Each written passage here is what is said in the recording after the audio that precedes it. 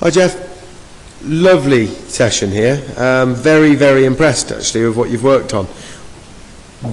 When we were looking at the odd slight push that creeps in, I cannot pick a fault in the address position.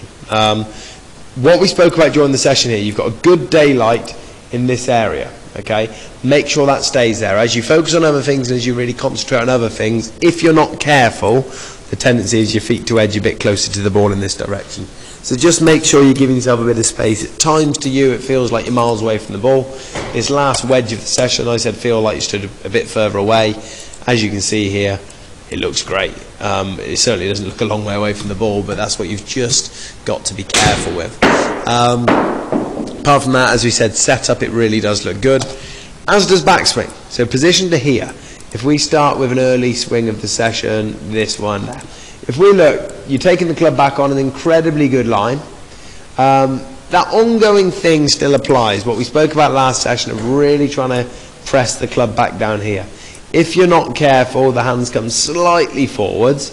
Great position really of the club face. So if you look at that, angle of the club face is great. I would love it to be back down here.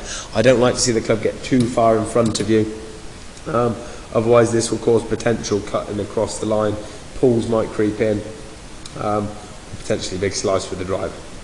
So just something to think about, but for me there, all I ultimately want you to focus on is trying to get those hands down.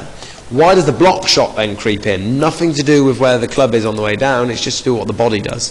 If we look here, you will see from this position, the body's not quite rotating. So as you pause in this position there, look at the difference. You will see as you've impacted the golf ball, you can see straight away the hips haven't turned. As you've practiced this, if I'm honest, this was phenomenal. I think it was this last golf swing. Look at the difference now at impact. Can't really fault that. So when you really focus on getting those hips working more, far less blocks, which is great. The one thing you have got to be careful with, and this is the bit that makes it more difficult, is as your hips turn, naturally, if your hips turn in this direction, your hands want to go in this direction, as illustrated here. You can see the hand moves slightly forward. So the hard bit I want as the hips turn, really trying to get that press in that direction. And as soon as you started to work on that, you've genuinely done a great job.